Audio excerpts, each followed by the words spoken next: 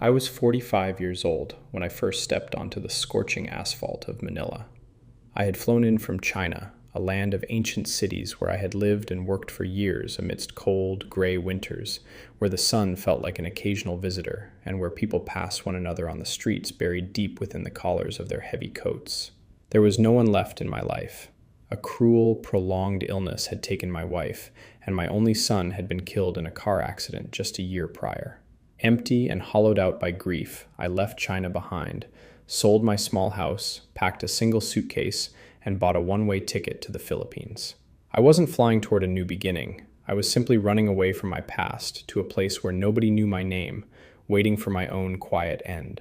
The Philippines welcomed me with a thick, warm blanket of air, the rich scent of sea salt and roasted fish. For the first time in years of unbearable heartache, I felt this tropical air penetrate deep into my lungs, as if trying to melt the frozen weight sitting inside my chest.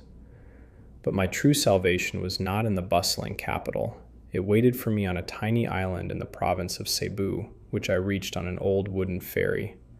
The small village of Sipaway felt like a place forgotten by time itself. There were no high-rises or luxury cars here. People lived in modest bamboo kubo huts, and as evening fell, everyone gathered along the shore of the ocean. During my first few weeks, I barely left my rented room. I sat on the bamboo porch, staring at the endless blue waves of the Pacific, waiting for the dull ache inside me to subside. But staying invisible among Filipinos is an impossible task. In this country, if you are alone, the people will simply refuse to leave you alone with your sorrow. The first to knock on my door was Tatay Nating, a local fisherman with a face weathered like dried mango skin, etched with deep, sun-baked wrinkles. He didn't speak much English beyond a few words, but he placed a steaming bowl of homemade sinigang in front of me and smiled. In that smile, there was no curiosity, no pity, only a pure, unreserved warmth I hadn't felt in an eternity. "Kainta," the old man said gently, gesturing toward the food.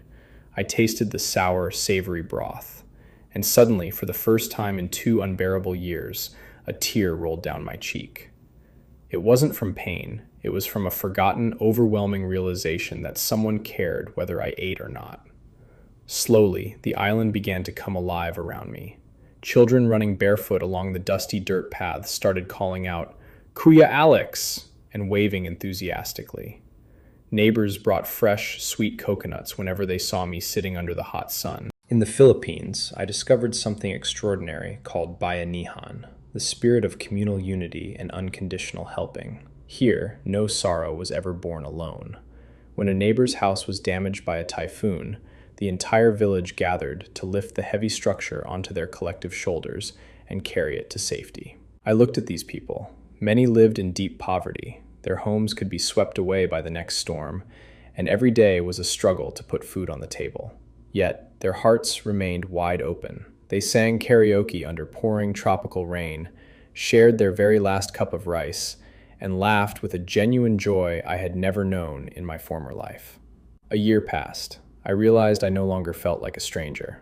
I learned to speak basic Tagalog and Bisaya, helped the fishermen mend their torn nets, and taught the local children English under a canopy of palm leaves. Leaving the coldness of China behind, this island, with its fierce storms, breathtaking papaya-colored sunsets, and endlessly kind people, had brought me back to life. I had found what I never truly possessed before, a real family, woven from an entire village. The sky turned a bruised, ominous purple as a super typhoon bore down upon us. The ocean, usually a calm turquoise, retreated sharply, exposing the raw seabed. The village elders froze in collective silence. A tempest was coming, the likes of which had not been seen in 50 years. The water rose with terrifying speed, turning our narrow village paths into raging torrents of mud. The wind roared like a wounded beast, ripping bamboo roofs from their frames.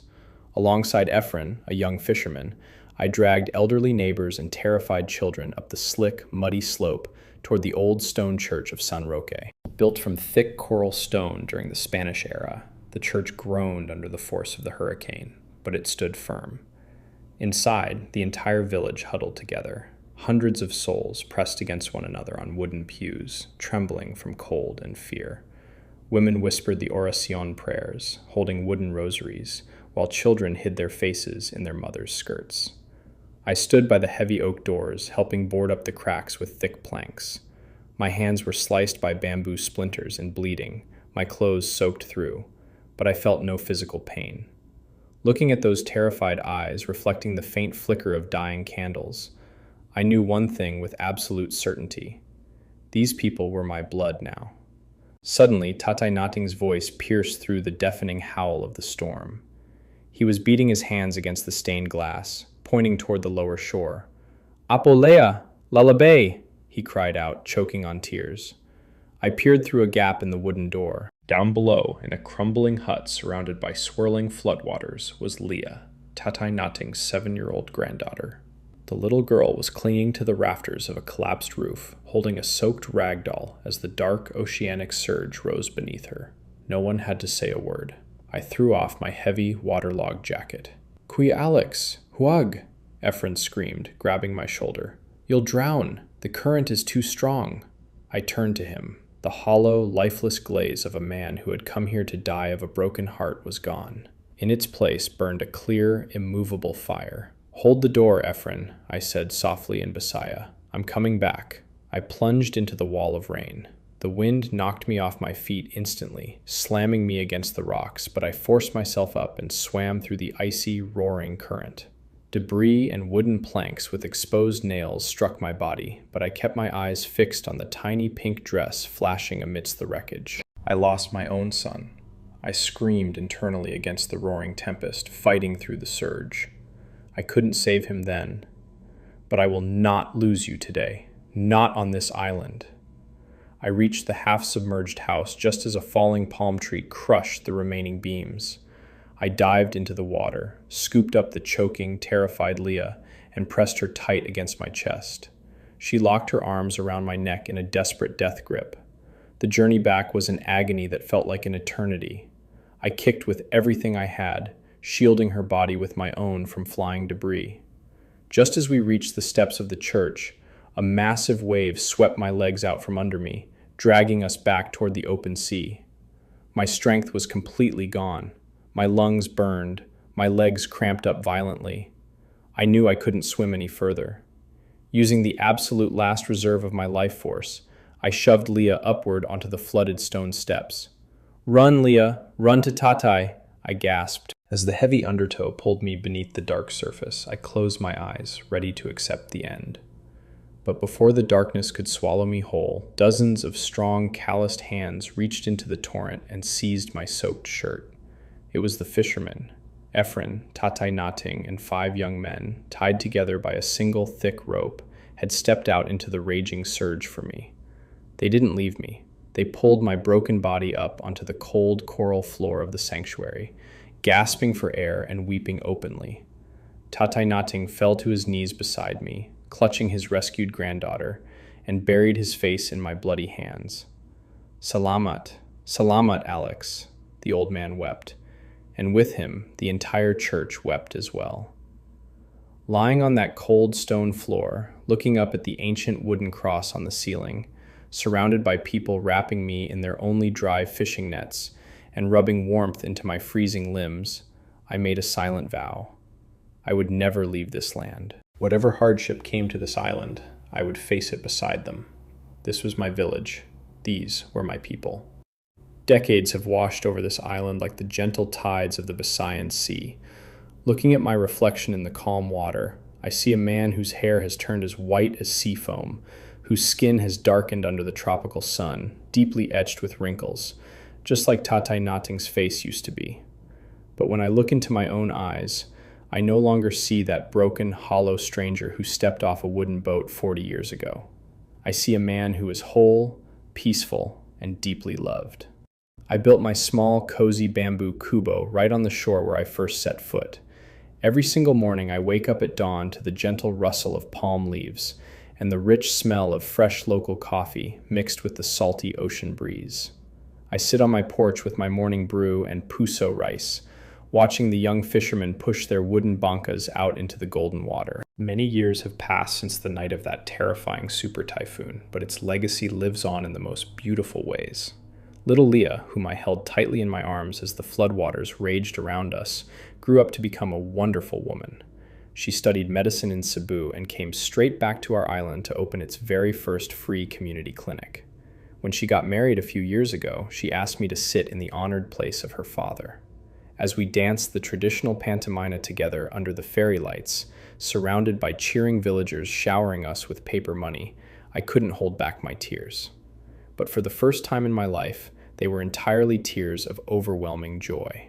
People back in China, old acquaintances from my former life, sometimes ask if I ever plan to return. They ask if I miss the vast cities, the cold winters, or the quiet life I used to know amidst the frozen streets of my past. My answer is always the same, without a single second of hesitation. No, I will never go back. China was the place where I lost everything, where my grief swallowed me whole and left me feeling like an empty shell. But the Philippines gave me a second chance at life. It gave me a purpose when I had none, and a family when I thought I was doomed to die in total isolation. I realized that home isn't a place on a map, or the country where you happen to be born. Home is where your heart resides, where people welcome you with open arms when you have nothing left to give, and where your sorrow is shared so you never have to carry it alone. I am 82 years old now. My legs move a bit slower, and my hands tremble slightly when I hold my morning cup, but my spirit has never felt lighter. I am no longer an outsider or a visitor.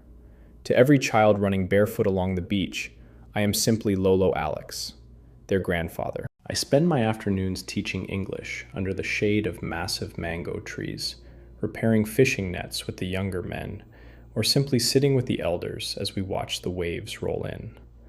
I know that my sunset years are here, but I have no fear of growing old.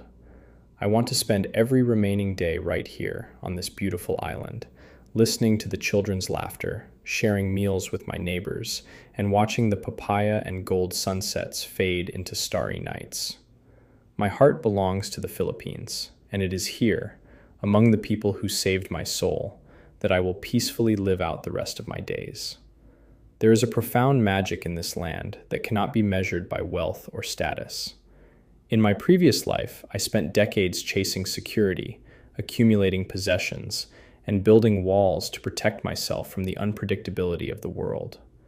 Yet, when tragedy struck, all those material things proved entirely useless. They could not warm my heart, nor could they ease the crushing weight of my grief. It was only when I arrived here, with a single suitcase and a broken spirit, that I truly learned what it means to be rich. The villagers taught me that real wealth is found in the connection between human beings.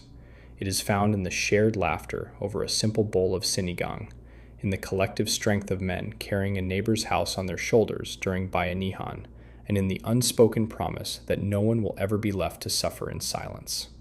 They opened their doors and their hearts to a stranger who had nothing to offer in return except his own pain. They healed me with their patience, their smiles, and their unconditional kindness. As I sit on my bamboo porch tonight, watching the first stars appear over the vast expanse of the Pacific Ocean, a deep and immovable peace fills my entire chest. The cool tropical evening breeze touches my face, carrying the scent of blooming night jasmine and the ocean shore. I close my eyes and take a deep breath, savoring the tranquility of this moment. I have survived the dark winter of my soul, faced the fury of the ocean storms, and finally found the shore where I truly belong. My journey did not end in tragedy. It transformed into a long, beautiful love letter to this island and its extraordinary people. I am home, I am loved, and I will stay here forever.